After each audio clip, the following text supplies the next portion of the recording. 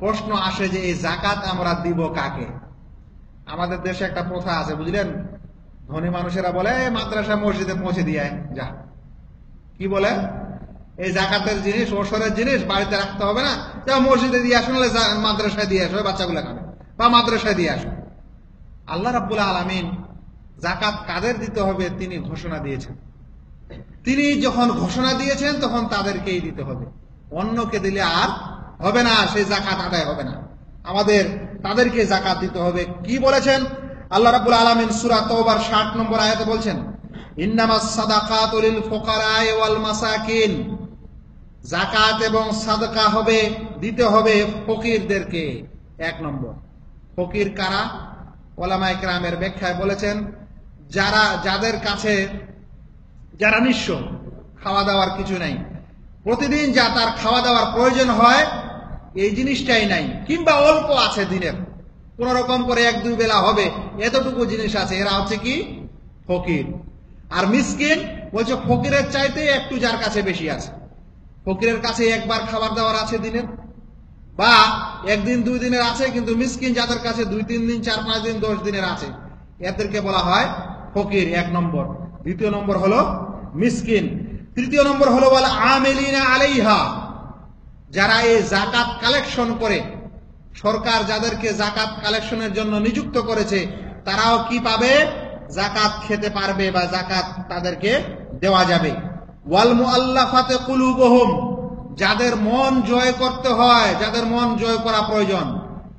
এর ব্যাখ্যায় ওলামায়ে কেরাম বলেছেন যে এই মন জয় করার বিষয়টা মুসলিমদের মধ্য থেকেও হতে পারে, ও মুসলিমদের মধ্য থেকেও হতে পারে।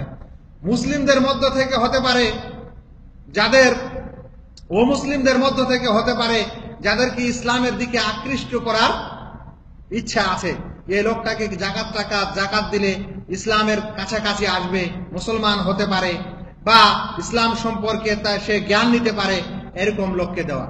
অনুরূপ সে মুসলমান হয়েছে কিন্তু এখনো নতুন অবস্থায় আছে, তাহলে এরকম ব্যক্তিকেও মানুষ কি করতে পারে? জাকাত দিতে পারে। এটা ছিল 4 নম্বর। 5 নম্বর, ওয়াফির রিকাব, কৃতদাস স্বাধীন করার জন্য। যদি মুসলিম সমাজের মানুষ দাস হয়ে যায় কোথাও, এবং তাকে টাকা দিয়ে যদি সেখান থেকে বের করার প্রয়োজন হয়, স্বাধীন করার প্রয়োজন হয়, তাহলে তাকে জাকাত দেওয়া যায়। ওয়াল গারিমিন, এবং যে ব্যক্তি ঋণী হয়ে গেছে, যার উপর ঋণের বোঝা আছে, এরকম ব্যক্তিকে কি করা যাবে? জাকাত দেওয়া যাবে। যদিও সেই ব্যক্তি ধনী হয় কিন্তু বর্তমানে সে ঋণী, তাহলে সেই ব্যক্তিকে কি দেওয়া যাবে? জাকাত দেওয়া যাবে। ওয়াফি সাবিলিল্লাহ, আল্লাহর রাস্তায় যারা জিহাদ করছে, যুদ্ধ করছে, তাদের জন্য তাদেরকে জাকাত দেওয়া যাবে।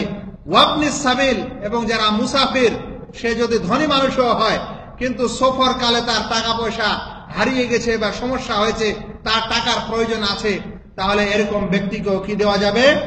জাকাত দেওয়া যাবে। এগুলো হচ্ছে 8 প্রকারের এই লোক। বলছেন ফরিদাতুম মিনাল্লাহ, আল্লাহর পক্ষ থেকে এটা ফরজ করা হয়েছে, নির্ধারণ করা হয়েছে।